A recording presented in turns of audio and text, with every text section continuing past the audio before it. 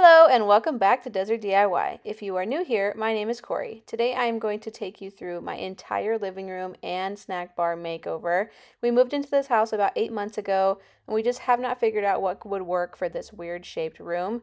And Piper, my dog, is wondering, where's the couch? Where is it? Where could it be? When we first moved in, I had two separate couches here and these two side tables that are in the room, but I want to change that out to be one big sectional, and then we're going to build a table behind the sectional that goes all the way across the backs, and it will have outlets in it through the back.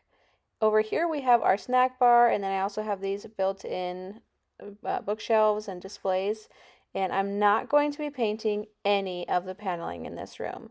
But there are some things that I want to do to update it. I got this really pretty painting up here on my shelves, and I want to update that painting just because everything else in here is silver. I want to make sure that this frame here matches the rest of them. So I'm going to probably paint that frame in about like a white or silver color.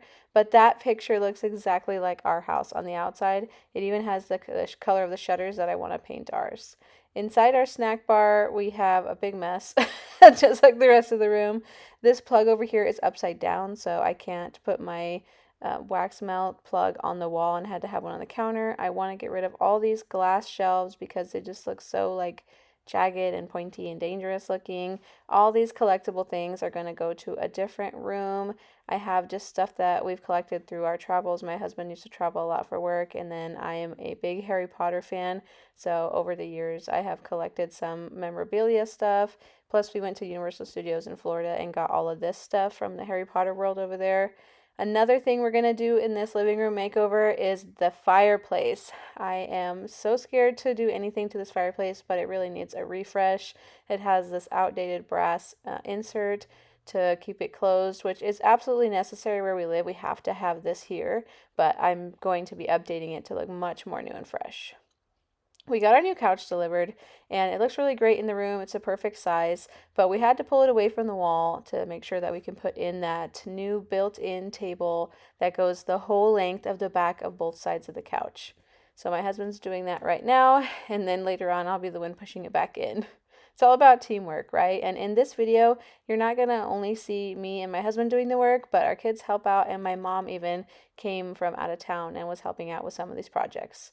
Getting started on that table project that's going to go behind the couches, we built it out of 2x12s. We made a really simple design that you guys can follow and create at home yourselves. All you're going to need is a simple saw and a sander, and we stained it to match the walls as well. But we cut out legs first, and then we cut the length of the back of the couch, and then just attach the legs on either side of the pieces so that it kind of looks like an upside down U shape.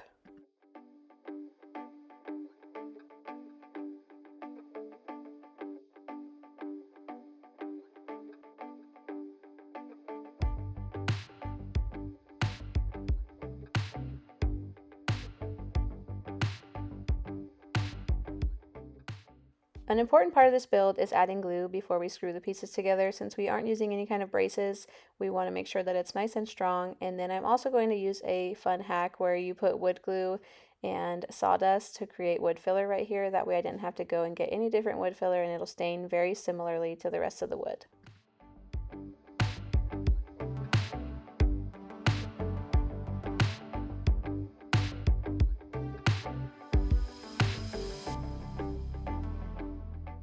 Now it's time to add in these outlets that I was talking about in the beginning of the video. I want to have charging outlets and outlets for my lamps on these back tables, and it makes it easier for my kids to charge all of their electronics as well, and me even, like if I'm using my laptop and the battery starts dying, I can just plug it in right behind me on the couch. But all you have to do is cut a hole out of wherever you're installing them and then screw them into the wood, and then the plug is like an extension cord and you plug it into the wall. So this way you don't have to do any electrical work. And here, I don't know how, but my husband and I both had a total brain fart and forgot that when you use your jigsaw to cut out a shape, you're supposed to use that drill to drill those circle holes in each of the corners. It makes it so much easier. So when you guys are cutting yours out, just use your drill bit to drill holes into each of the corners, and then the jigsaw, you're going to cut the hole out that way. It'll be so much easier. Now it's time for me to find a stain that is going to look really good with our wall color. and kind of just go with this coastal vibe that I'm trying to do, and none of these were right. So I hand mixed another one. It was a water-based stain that was from Walmart, and I just watered it down a little bit more, and this one seemed to be the perfect match. It doesn't look so perfect right here because this is a really scrappy piece of wood, but wait till you see the end. It's like almost invisible in front of the wall.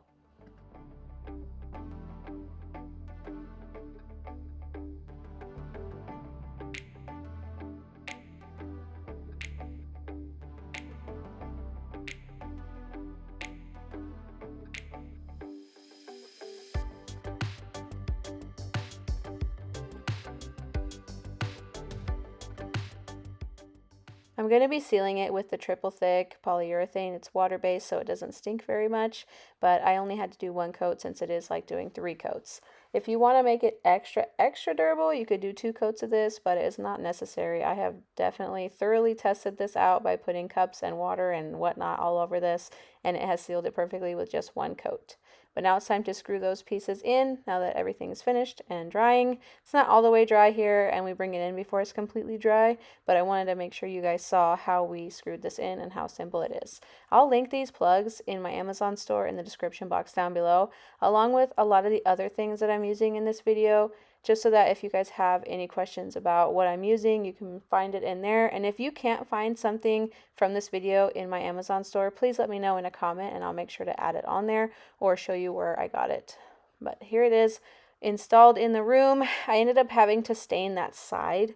I thought the couch would cover it, but you could see it just a little bit, so I went back and stained the side so that way you can't see any of that unfinished wood. As you can see here, it's nice and finished.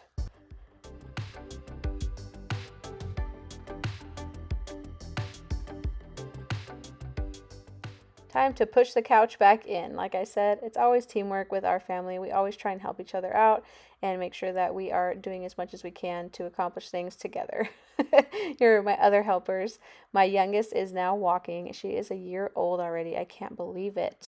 Moving on to the snack bar area. This is the light fixture that was in there. Our house was built in the 70s and it was I guess more of like a high-end fixture. A lot of the fixtures in our house were probably high-end fixtures during that time, but now they look quite outdated. And this piece would look really beautiful in a different themed room. So for this room, I want it to be light and coastal, but if this was in a different home with a different theme, it could look so beautiful. So I'm not saying that it's a terrible light fixture, but I just thought that this one that I bought on Amazon was a little more contemporary, a little more modern, and I thought it would go more with my coastal look that I am doing.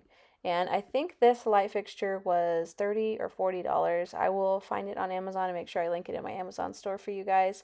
They have tons of light fixtures on Amazon that are extremely affordable, way cheaper than Lowe's and Home Depot. So if you're looking to put in a new light fixture, definitely check Amazon before anywhere else. As we are emptying out the snack bar area, I just wanted to point out why we are changing things in here.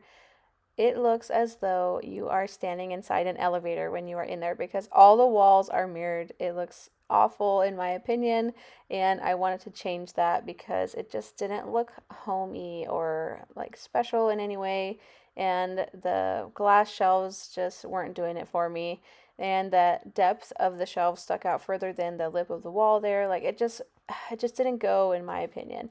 And the plug covers and outlet covers were also mirrored, and one of them was broken. Like there was just a lot that needed to be fixed with this room. Here you can see why it looks like an elevator. I feel like I'm in a Macy's or a Dillard's or something like that going down. But I got some wallpaper to cover those mirrors, and the reason I chose a peel and stick wallpaper is because I didn't want to tear the mirrors out. If you were to pull these mirrors out, you would quickly find that there is a ton of damage to the drywall. One, because they use glue to hang it, and two, they may not have finished the drywall behind this. So if you have mirrored walls in your home, using peel and stick wallpaper is the easiest way to make them look nice again or to change how they look, because taking the mirrors down means you're going to have to do drywall finishing work. See how it's broken here? The peel and stick wallpaper that I went with was this Monet painting. It is the green Wheatfields wallpaper, and I got it from Ever Wallpaper. They sent me this to try out, and I wanted to see if it was a really good quality peel and stick paper, because Peel and stick wallpaper is really hard to find in good quality. You guys have known that I do peel and stick wallpaper like a bunch of times now on my channel, so I am definitely here to tell you that I finally found one that is a good quality, better quality than any of the other ones that I've used so far. I am not sponsored, they are not paying me. I just want to share with you guys what I found with the quality when I installed this. It makes it really easy to install in the mural form because they number each panel, so that way you can know which one goes first, second, third, and fourth in your mural. Or if it's bigger, I'm sure there's lots more numbers that could be added on there, but mine's a small space. And all you're doing is peeling the backing off and then laying it down nice and flat. If you have a wall that has a texture to it, especially a more rough texture, I do not recommend peel and stick wallpaper.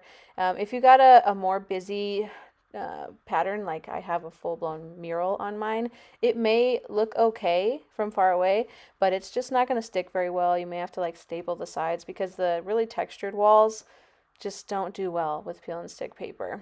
But they also do regular wallpaper, and regular wallpaper is actually easier to install than the peel and stick wallpaper when it comes to having to line up patterns. And like in here, we had to line up the image of the painting. When you use regular wallpaper, you can kind of slide the wallpaper up and down, but with this one we had to peel back and then reapply it again. So just something to think about if you guys are considering doing wallpaper. I know that wallpaper is really in right now. A lot of really high-end designs and famous designers and things are using it, and I like that show. What is it called? Hometown. I love that show, and the woman who's the host in that show, Erin, she just came out with her own wallpaper line. So I feel like if she's doing wallpaper, then that means that it's a big deal. So just consider trying out wallpaper in your own home if you're looking to kind of change up your decor.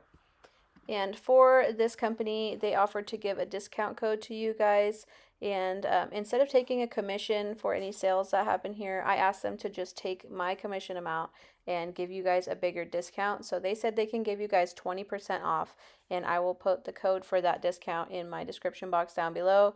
And also, one other thing I want to mention about the peel and stick wallpaper is that it is kind of textured, so it feels as if it is like a canvas kind of fabric. It's a very thick, durable material, so you are definitely going to be getting a quality peel and stick compared to the other ones. I've tried peel and stick from all sorts of places: Home Depot, Lowe's, Walmart. I've tried so many of them, and really this one so far has been the best. When we were done installing all the wallpaper, my husband came in and changed the switches out. He wants to change all the switches and plugs in the whole house just because they are that like real nicotine colored yellow. But when he pulled this one out, he noticed that there was no cap on the negative wire here. So that is pretty scary. These are what the caps look like, and it was missing one. So that could have started a fire possibly.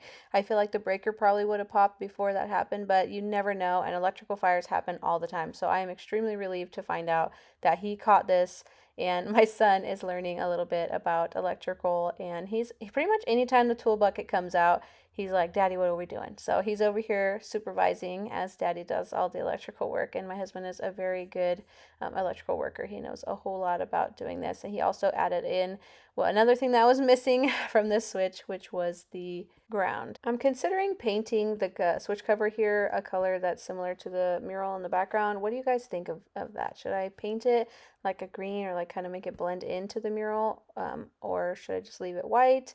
The plug over here is going to be the same white, and you can see here the plug was upside down. There are so many plugs in my house that are upside down. What is that about? Does anybody else have a house like that? I'd say it's like 60% upside down and 40% right side up plugs in my house. But something I want to mention, and my husband really wanted me to point out to you guys, is when you buy a home, especially, I mean, even new homes, but especially older homes where people can have done like the handyman special in there and maybe changed out outlets or switches themselves, you should really check them and replace them, because like we found, there could be something seriously wrong inside your walls there. And something else that I wanted to add is new handles for inside the snack bar. One of the drawers is just a false drawer, and it doesn't open because there used to be a sink here, but the other drawer does. And then I want to put two handles on, one on each cabinet, and I'm going to be changing out the gold on these to be silver, which I'm using silver rub and buff, as you saw the little container that I showed you. It is going to kind of update it more, and I'm more of a silver gal than a gold gal, If you like gold, leave your stuff gold, guys, but for me, I prefer silver or chrome or brushed nickel. My husband does too. He likes the more modern looking, masculine things. So I figured I'd just update these. And then I'm going to also be doing the frame for that painting I showed you guys while I had it out. If you're wondering, the handles were from Hobby Lobby and they were half off, and so that made them about $5 a piece.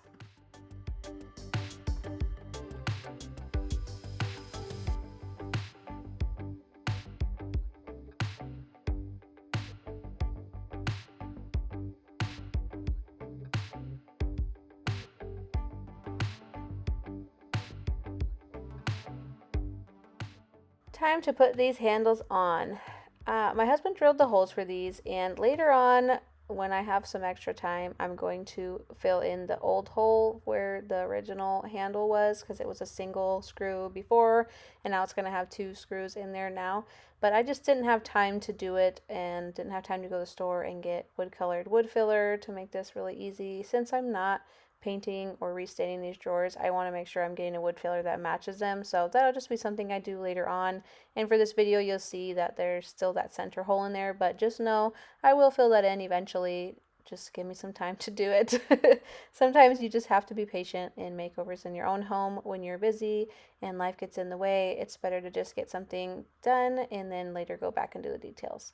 But the bar stools that I bought for the bar, I got them off of Facebook Marketplace for $40 for the set. They were very country. You guys know I like French country, and I guess this could be considered French country if you're going for the real like farmhouse country look. But I wasn't so into that look for my coastal French country look. So we're going to be completely redoing them. The seat pads on them had mold in the wood. My husband discovered that when he was taking it all apart, and they were just kind of falling apart from water damage. I don't know if that was before we bought it or afterwards when we had it sitting under our patio, but it definitely could not be reused. This would just grow and grow and grow here in our humid environment, and there's no way that that would have been safe to bring into the house. So he's going to just take the rounds out of it and trace those onto a new piece of plywood, and then I'm going to cut them out and reupholster them.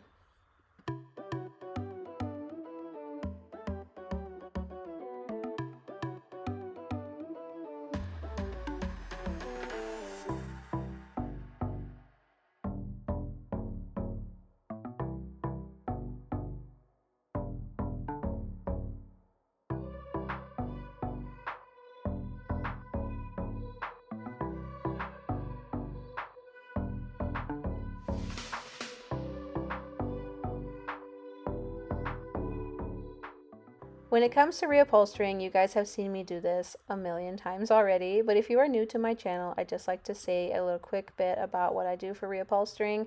I get rolls of 1-inch fabric, I cut out the shape, and then I'm going to use some spray glue to adhere it to the piece of wood that I'm doing. Then I go over the foam with some quilt batting before I put the fabric. That helps to smooth out all the lines from the padding that I put on and make everything look nice, smooth, and professional.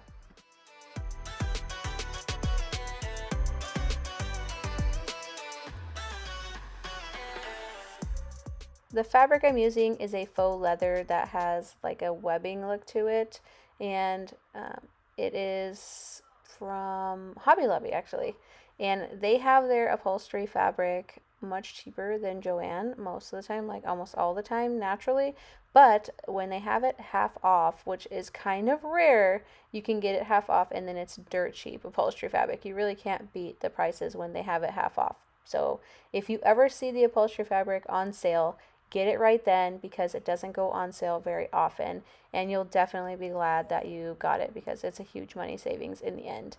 I'm just using some scrap fabric to do the underneath side. It's not really necessary to do the underneath side, I just like to have it more finished. In my last video where I was doing some upholstery work with the staple gun, I had a lot of questions about where to get this staple gun from, and so I found it on Amazon and I linked it for you guys there.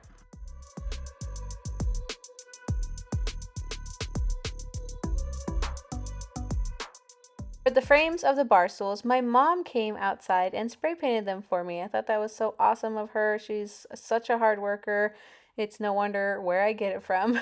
But she spray painted them all in a flat white enamel paint from Rust-Oleum. You guys know I love that paint.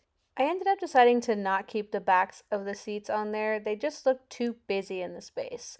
So I put those out on the curb, and my neighbor came driving by and she picked them up and said that she was going to use them in her garden as little trellises, which I thought is just so wonderful that they're still going to get used. And now it's not only making one person happy, but two.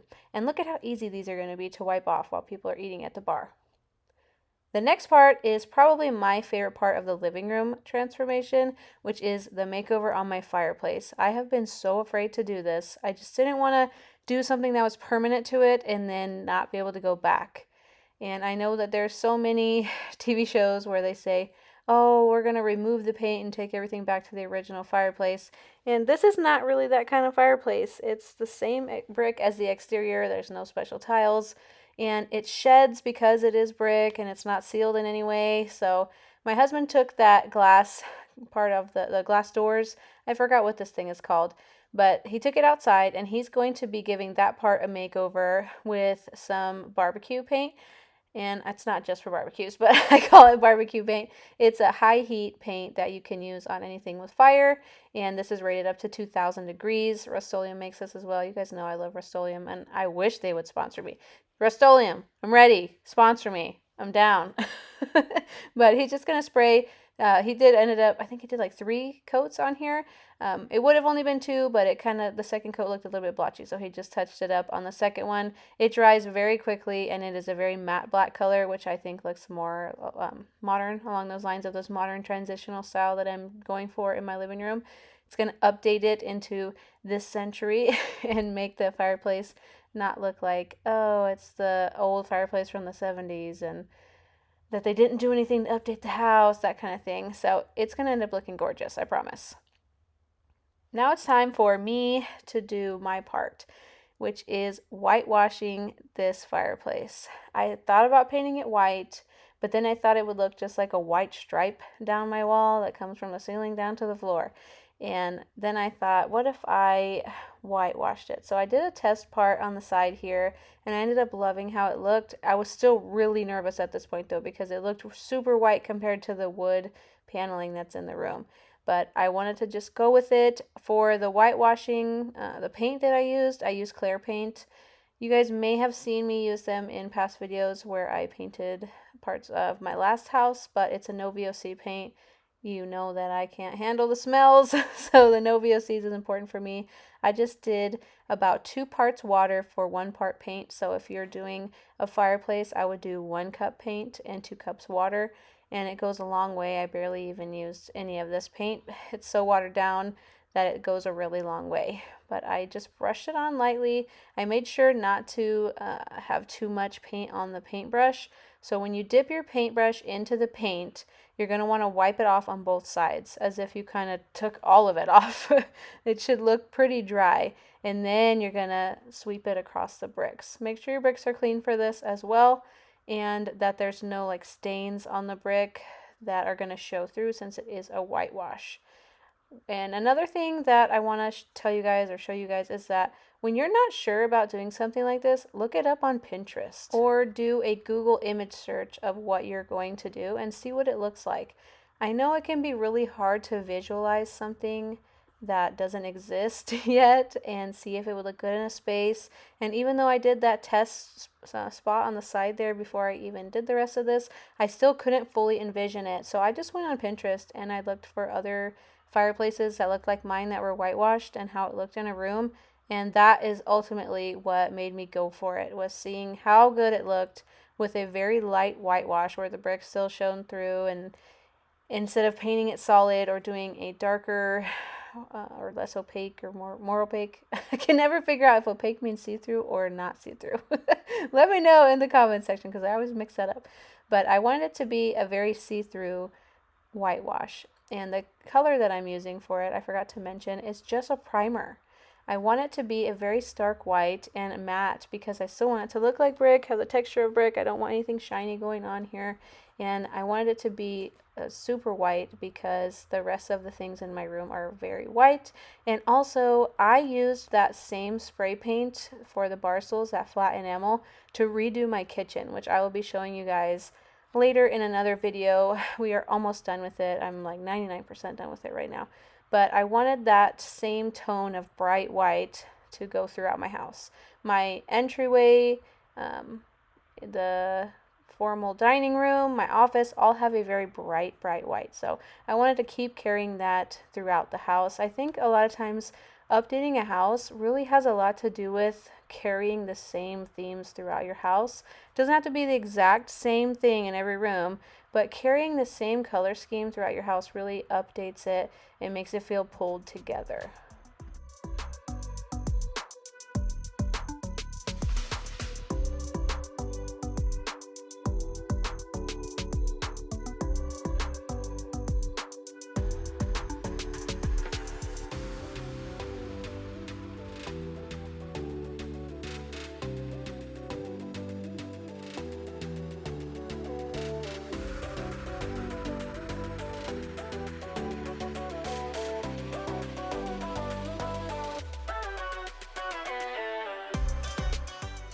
Before I show you guys the final reveal, I have one more project to do, which is this little plant stand. I got it from Goodwill for $3.99, and my mom spray painted this one for me as well. This is a French beige color in Rust-Oleum enamel. I wanted to use enamel because I want it to be pretty waterproof. Since I am going to be putting a plant on it, if for some reason the plant drips or sweats, I want to make sure it's not going to destroy the paint. But these things can be quite expensive, and I was shocked I found one at Goodwill. It was a really lucky find. Here's another thing I found at Goodwill.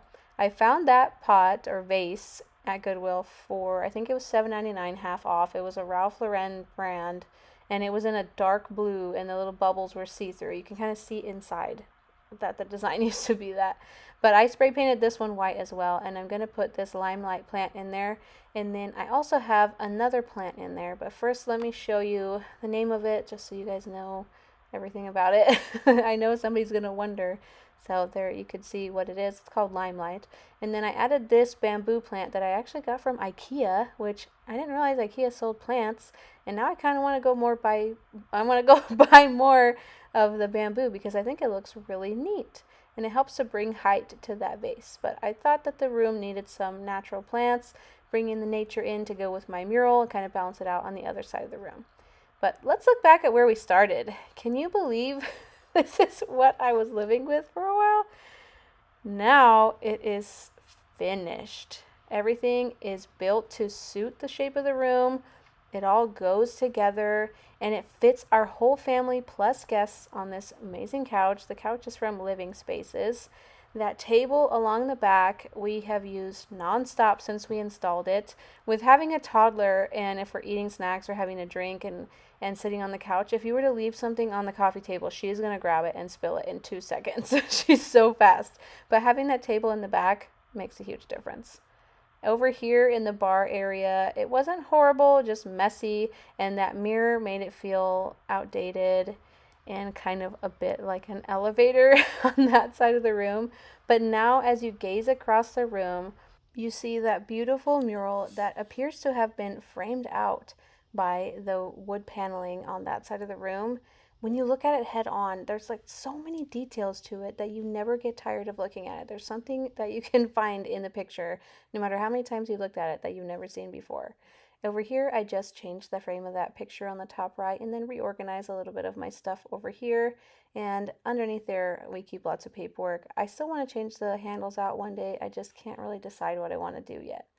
I finally found places in my house where I can put plants where they're not going to get bothered by the kids or the dogs, and it looks gorgeous. I love that really vibrant lime green color that the plant has. But over here in the bar, let's take a look back at what we started with and really get a close-up look of the after, because I think you guys need to see the painting to really appreciate it and just appreciate the original artist who painted this. Impressionist paintings are my absolute favorite. I love landscape paintings in general, but the colors and the brush strokes and the texture and everything just really brings this thing to life. Now our snack bar is a conversation piece for a good reason and not for a, wow, your snack bar really looks like an elevator reason. Or, wow, that sure is outdated reason. It's gorgeous. When you walk in there, you feel like you're walking in a field of flowers and plants and grass. And another cool thing about it is my kids can use it to do puppet shows with a pre-set in background for them. I love how everything is coming together in this home. I love that I'm adding personal touches that are something that our family loves and appreciates. We added in this three-tier basket, and we're going to put lots of snacks in here for movie nights. I also have some pre-made silverware that we can use. That's just like the throwaway silverware. And then over here, what we started with the fireplace, can you believe it? It went from that to this beautiful, bright, and right now it is nighttime while I'm filming this, but look at how bright and airy it looks with that whitewash all across it. I'm not sure if I'm gonna keep that mantle the way it is or put in a new one, and then I have to have this blanket over the hearth, and of course I have to have my pack and play just because I have little ones at home, and I try and make it look like it goes with the design of the rest of the room, but it's something that's important and I know I'll miss it when it's gone. But here it is, guys. Thank you so much for watching. If you liked what you saw today, don't forget to hit like and subscribe. If you have any questions, leave them down below in the comment section, and I will see you next time. Bye!